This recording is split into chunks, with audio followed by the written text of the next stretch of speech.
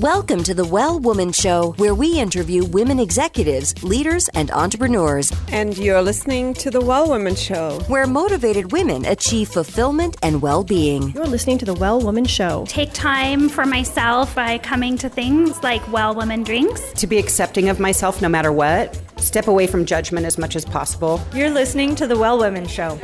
You're going to be in for a good ride. I don't regret anything. Everything I've ever done, I've learned from it, one way or another, good or bad. Being a little bit selfish for yourself, put your own oxygen mask on first and then give what's left. I'm a woman. I would prefer to tell my own story. My story, though it's very personal, is universal. You're listening to the Well Woman Show. And now your host, Giovanna Rossi. Hi, Giovanna Rossi here, and welcome to another episode of the Well Woman Show, where I interview women leaders, executives, and entrepreneurs about their lives and their road to becoming and being who they are today. Do you ever find yourself overwhelmed with your responsibilities, and it seems like you'll never get it all done? Well, you're not alone. We all need to remember to use our superpowers, the ones we already have but don't use all the time, and take advice and wisdom from one another. Towards the end of the show, in a segment called Superpowers for Success, I ask my guest about her superpowers, and the answers will give you the strength, perspective, and power to keep on being the well woman you are. I'm so happy you're here, so thanks for tuning in. Today's topic is writing to heal, and hopefully by the end of the show, you'll be inspired to tap into your creative side to find emotional outlets, try writing to find new direction or purpose, and consider taking a writing class or going to a poetry slam. My guests today are Eva Crespin and Carolyn Flynn. Eva Crespin is a poet and slam poet. She's been writing and performing poetry since age 12 and has traveled around the U.S. performing her poetry. She's won numerous awards and is admired for creating poems around emotionally heavy topics at such a young age. Carolyn Flynn is a writer and editor who has worked for such publications and institutes as Sage Magazine and different universities. Carolyn is a 7-time published author, TEDx women's speaker, and winner of the 2014 Rick Bass Montana Prize for Fiction, and the owner of Soulfire Studios, which nurtures authors, business-minded artisans, and creative entrepreneurs. Today on the show, Eva and Carolyn talk about how they came to use writing as an emotional tool, how writing has advanced and shaped both of their lives and careers, and how beginners can start using writing as a tool to better know themselves. The free giveaway today is Carolyn Flynn's Tips for Getting Started Writing. And I love this giveaway because it gives you quick, easy steps for getting started right away with telling your own story. Now to my interviews with Eva and Carolyn. I am sitting here this afternoon at a cafe with Eva Crespin, who's a poet in Albuquerque, New Mexico. Welcome to the program. Thank you. And Eva, can we get started with you reciting the poem about your father that I heard you recite at the rail yard? And then we can have a conversation about it. Awesome. This poem is called Sunday. I wish I could sing, had a voice that carried like the wind, hummed a melody like a bird. Maybe I could have sang you the oldies while you passed.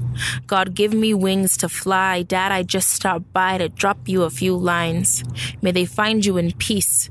Finally, out of your prison cell, I never heard your free bird sing because only the cage bird wrote me tunes.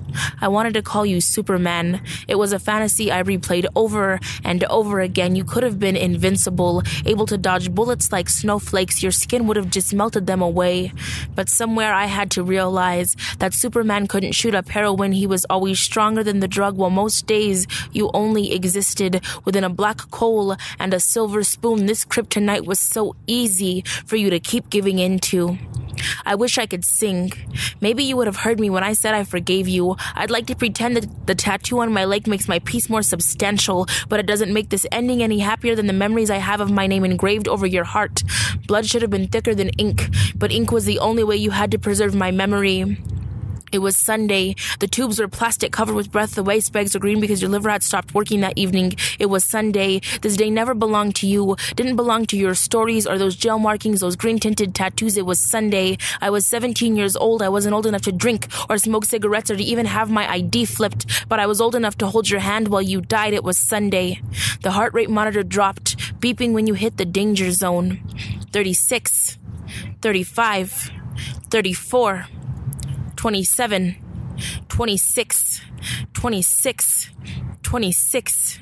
When the line went flat, the room went dark. Your skin turned white, but your body was still warm. It was Sunday when I finally heard your free bird sing, and it sang me the oldies. Searching, searching for God's answers. You were given wings to fly to make it easier to leave your body behind, and I know that heaven felt so unreachable, untouchable, like you couldn't hold it with your only human hands. But Dad, you were only human, so how could I blame you for your mistakes? I've been waiting on your death certificate because money is all you've left me with, and maybe now you can pay me in 20s instead of kept promises. I wish I could sing. I could sing your stories and let the beat flow with the oldies. Dad, I just stopped by to drop you a few lines. May they find you in peace. May they find you better in death. And as for me, maybe one day I'll learn to sing. And on days like Sunday, I'll write you a song for your memories.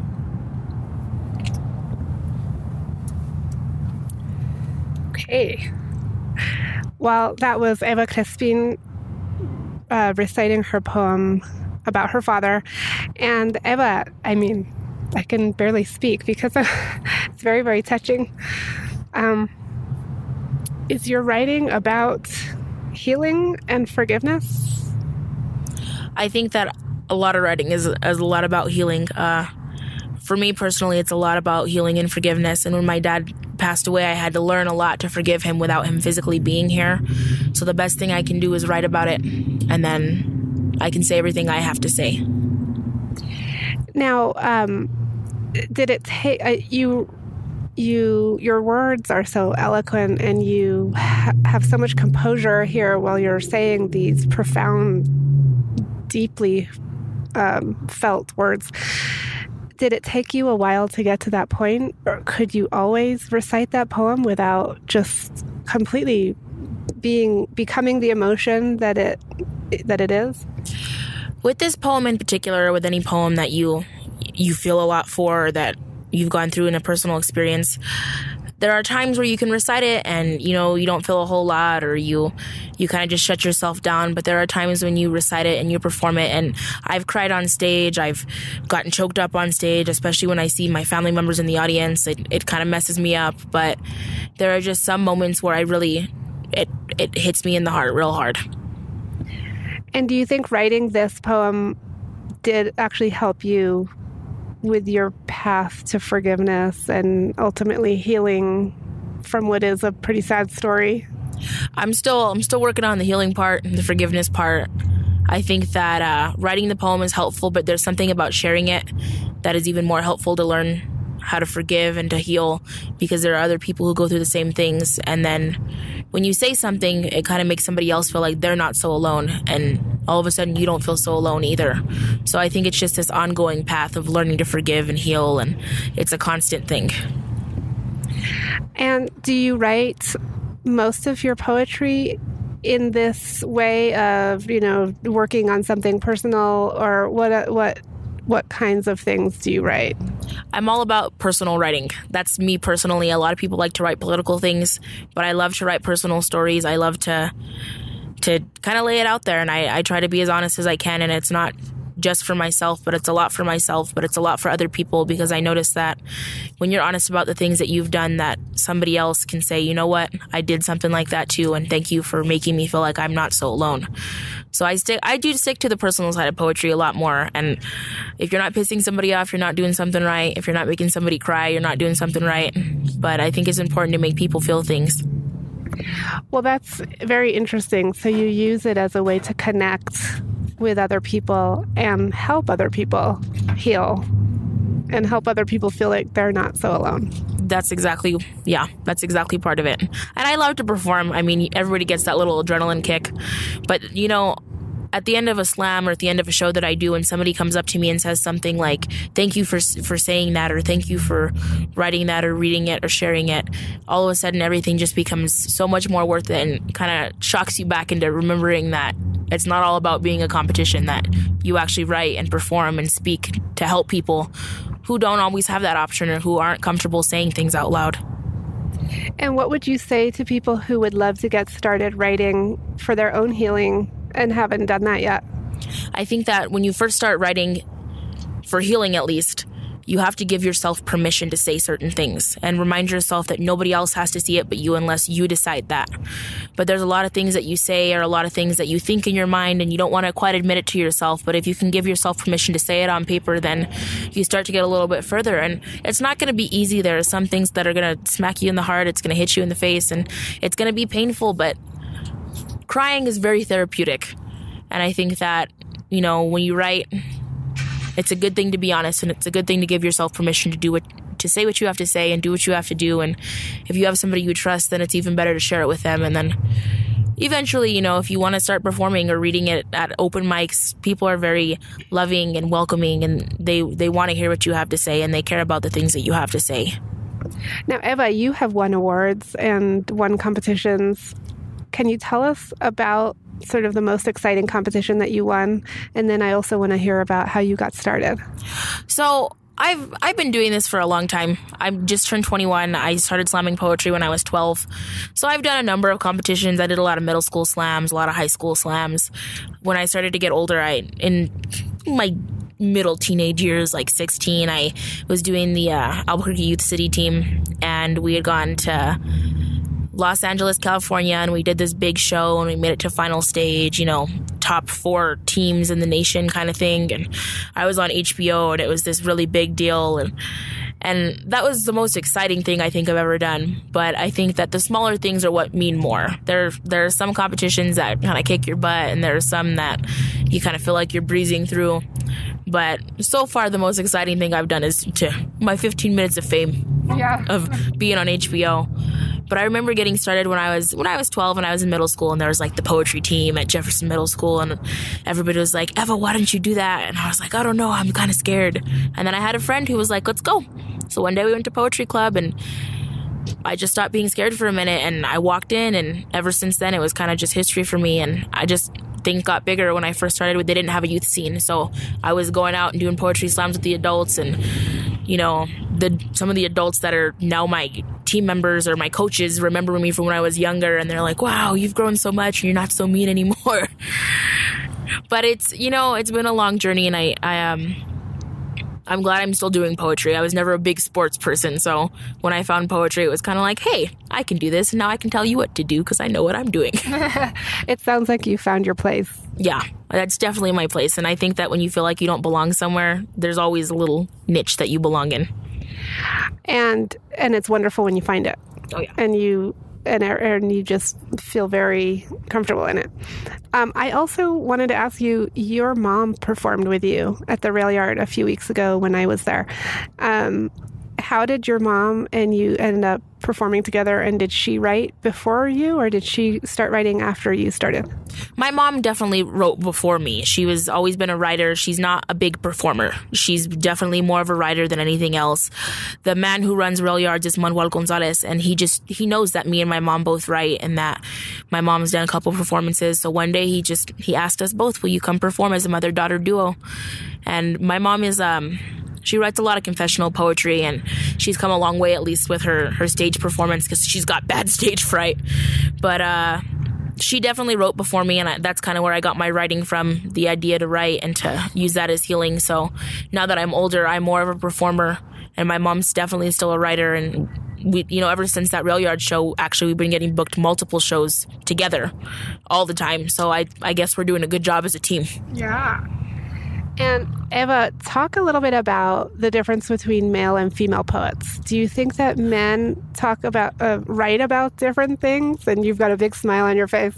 You know, I always think it's funny because I think a lot of people think that poetry slam is a female-dominated sport or whatever.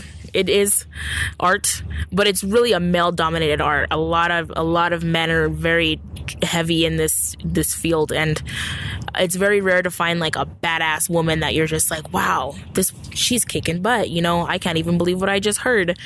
And you know, I think that I noticed that a lot of men tend to lean toward more political pieces or humorous pieces. I know a lot of rappers who spit out some really personal stuff. I think that everybody kind of differs, but I definitely notice men are more political. They also like to write love poems, and that's how they get the girl in the end.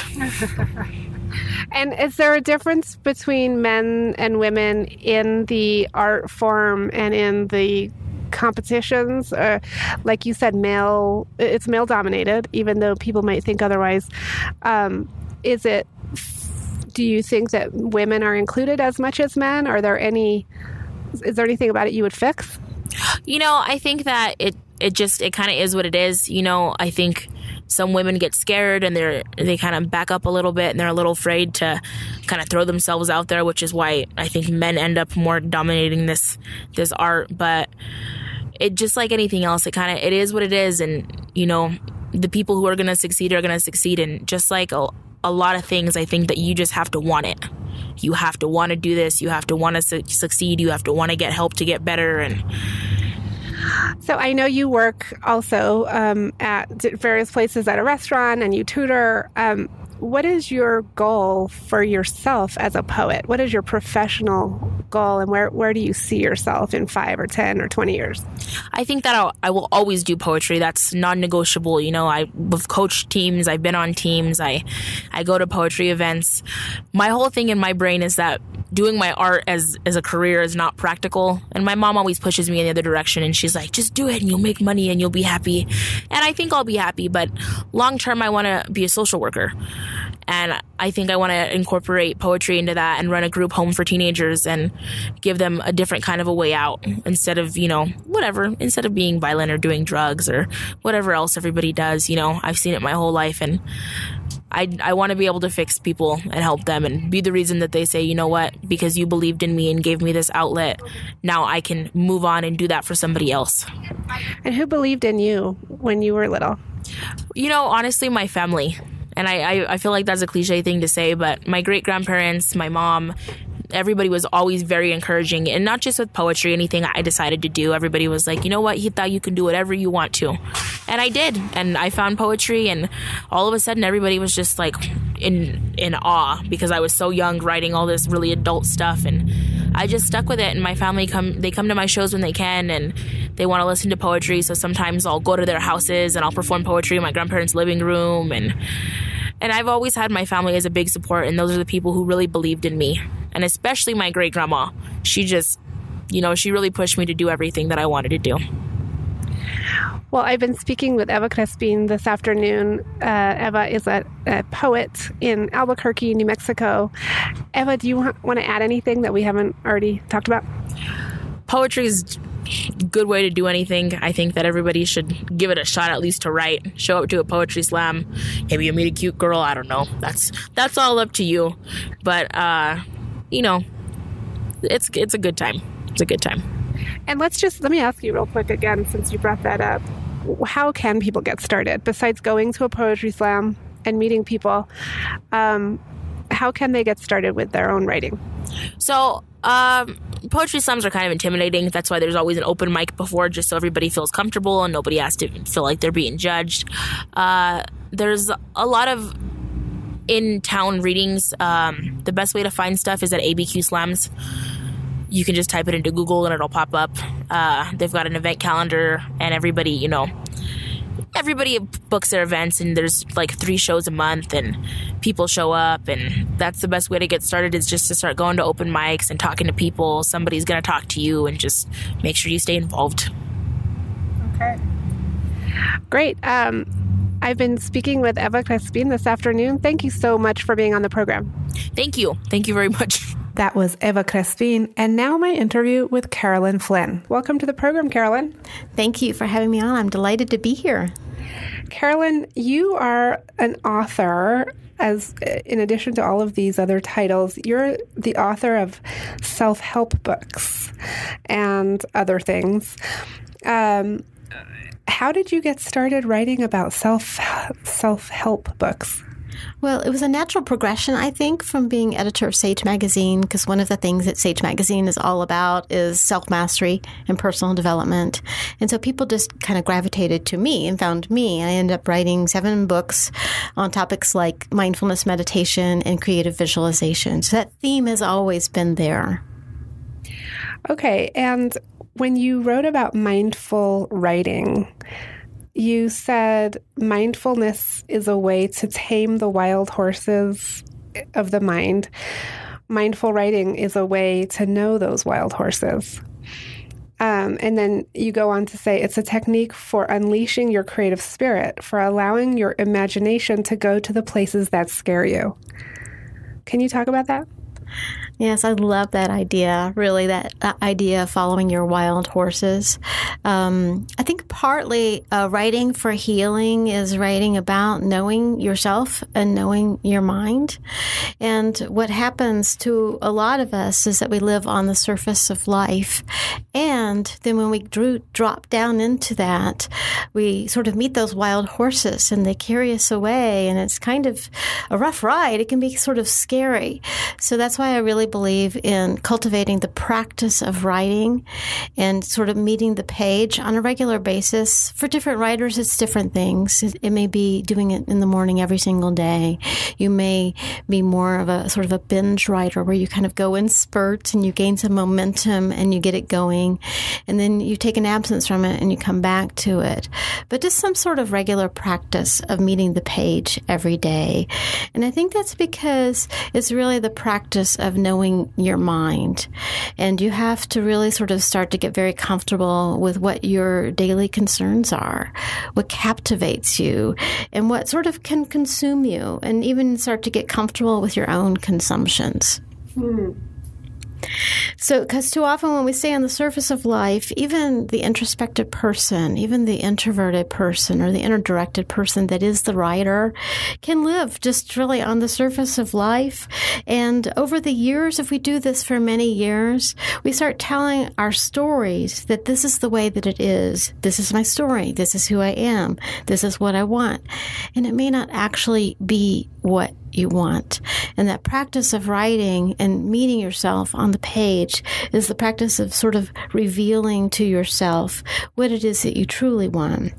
Because you may wake up one day to find out that you have chased after something that you didn't even really want. And not know why. And a lot of what we do when we're on these sort of searches and we're sort of sifting through the moments of life that captivate us or consume us is that we have been telling ourselves what we want and we believe it will alleviate some sort of pain or we believe we will just be happier. And I think really, really knowing that allows you to get deeper past your story so that you've gone beyond that. And do you think living on the surface is a conscious decision, or is by the very nature of it, it's not? And so at what point do people realize that it's not and make a change?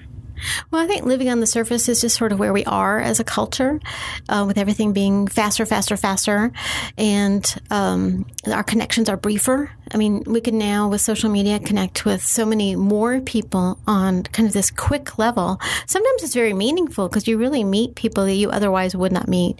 But generally speaking, it's all kind of quick connections and on the surface. And so you find yourself sort of being swept up on the tide of the culture, and you have to have some other way of resisting it in order to be conscious of where you are. And like I said, this can even really be true for the inner directed person, is that you kind of get on a certain sort of tide and swept away because you think that's where you want to go. And it may not really be what you want to go. You may just have sort of gotten swept along in a certain story that you had about who you are and what you want to be. And can people heal themselves through mindful writing? I think they can. I mean, there is sort of the thought if you have some real deep trauma, you need to be working with someone like a therapist.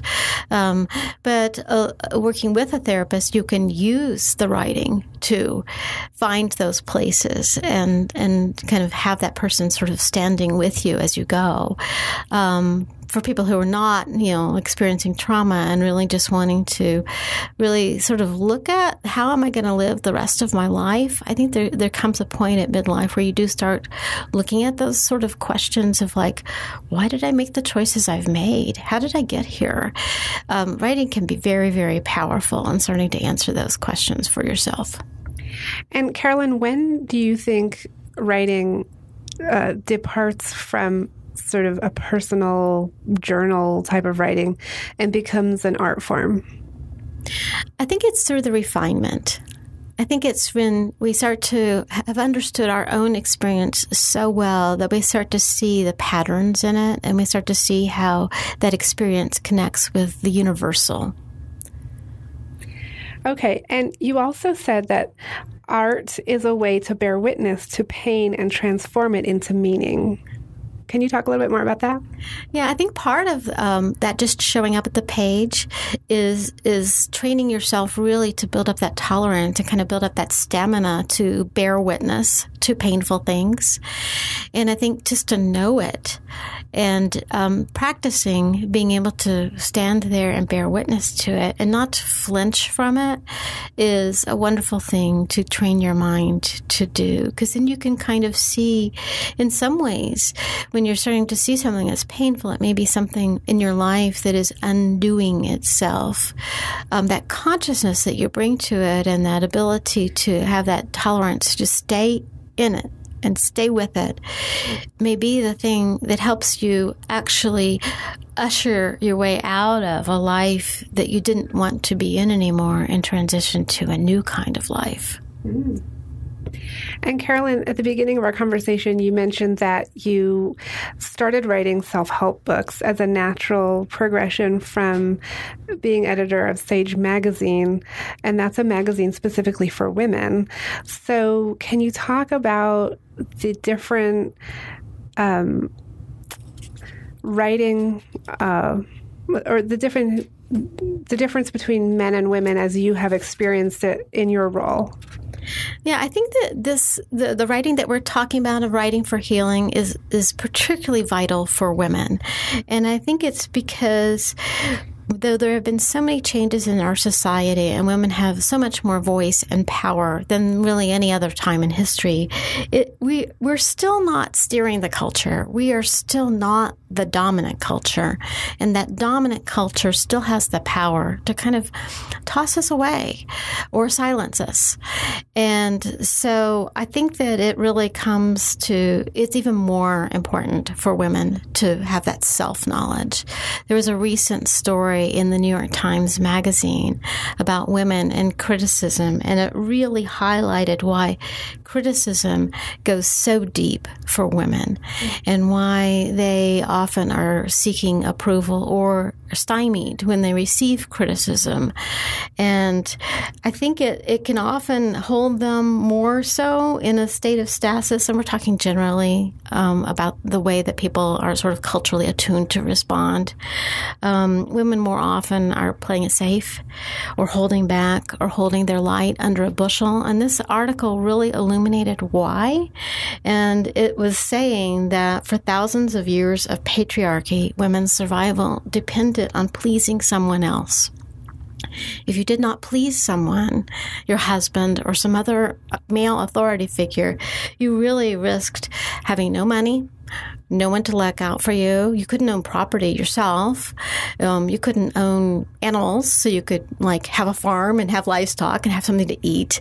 And many times you were banished, and then the choice was slavery or prostitution. So displeasing someone had mortal consequences.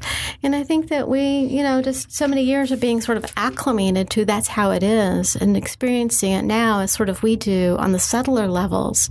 I think that bringing it back to the writing and using writing as a tool for self-knowledge really helps women get down deep into that ways that they do react to criticism and how they get that power back in their voice.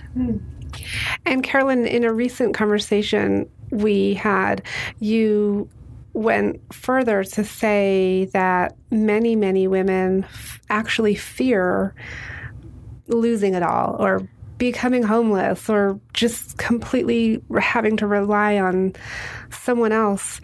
And is that related to what you were just talking about?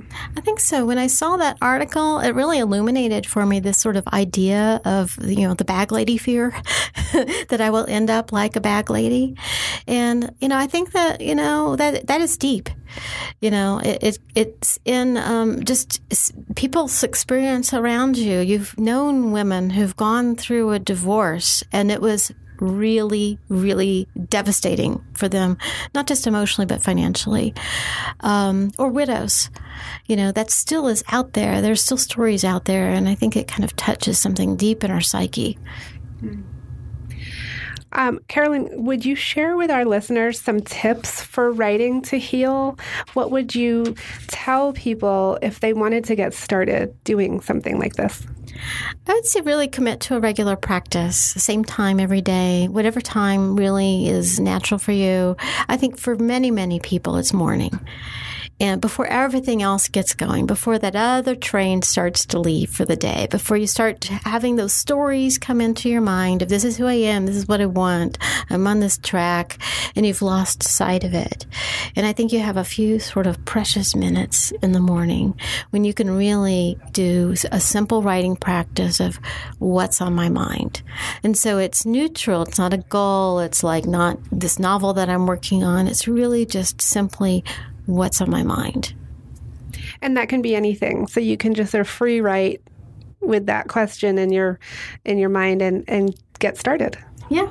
Yeah. And I think what you're doing is you're sort of creating this archive where when you look back on it, you're going to, the human mind is sort of wired for pattern recognition. And when you can start to see the patterns of your own mind, Dani Shapiro says this so wonderfully in her memoir on Still Writing is the name of it. And it's about the perils and pleasures of the writing life. Oh. And she says that again, she does still go through times when she isn't writing, and she won't have known that she has sort of really captivated something. I think that's where her memoir devotion came from, is starting to notice that she was starting to ask herself some questions about her spiritual heritage, and that in noticing that, she decided that she wanted to go deeper, and it's a wonderful, wonderful memoir. Would you read a passage from the book you're holding? I would. This is from Dani Shapiro's Still Writing, and I think she just says it so well about how writing has changed her and shaped her. So here it is. Writing saved my life. Writing has been my window, flung wide open to this magnificent, chaotic existence, my way of interpreting everything within my grasp. Writing has extended that grasp by pushing me beyond comfort, beyond safety, past my self-perceived limits. It has softened my heart and hardened my intellect. It has been a privilege. It has whipped my ass. It has burned into me a valuable clarity. It has made me think about suffering, randomness, goodwill, luck, memory, responsibility, and kindness on a daily basis, whether I feel like it or not. It has insisted that I grow up, that I evolve. It has pushed me to get better, to be better. It is my disease and my cure. It has allowed me not only to withstand the losses in my life, but to alter those losses, to chip away at my own bewilderment until I find the pattern in it. Once in a great while, I look up at the sky and think that if my father were alive, maybe he would be proud of me. That if my mother were alive, I might have come up with the words to make her understand. That I am changing what I can. I am reaching out a hand to the dead and to the living and the not yet born. So yes, still writing. Thank you. And that was from Still Writing, The Perils and Pleasures of a Creative Life by Dani Shapiro. Carolyn Flynn, it's been a pleasure talking to you this afternoon. Do you have anything else that you want to add that we haven't covered? I think it's been wonderful. I'm so glad that you asked me this. This is one of my favorite topics to talk about. I have so much enthusiasm for writing on so many levels that I really want to just open that door to. It's a wonderful thing because it's sort of like eating. You know, you eat every day and everyone can do that. And I think the same is true of writing. It's not one of those things that you have to have a certain pedigree to be able to do. Mm-hmm. You really just have to be committed to exploring. Thank you so much, Carolyn Flynn. That's it for our show today. I've been speaking with Eva Crespin, an Albuquerque-based slam poet, and Carolyn Flynn, an author and writer that helps individuals find their paths through mindfulness writing. I spoke with Eva and Carolyn about the power of writing, how it's shaped both of their lives, and how beginners can get started using writing as a tool for growth. You can get the freebie this week at wellwomanlife.com/042show. Our monthly live events, Well Woman Drinks, and other events like the Deep Dive workshops bring women together to share our successes and challenges as women leaders, moms, aunts, sisters, and all the other roles we carry. If you'd like to attend a event near you, just email info@wellwomanlife.com or visit wellwomanlife.com/events. If you enjoyed the show today, please take a moment and subscribe to the show in iTunes and leave a review. That really helps raise visibility, which is super helpful when it comes to producing the show every week and sharing it with women around the world. You can also continue the conversation in the Well Woman Life community group at facebook.com/groups/Well Woman Life community. For feedback, comments, or just to let me know you are listening today, find me on Facebook, Twitter, and Instagram at Well Woman Life. I'm Giovanna Rossi for The Well Woman Show. Until next time, have a super powerful week.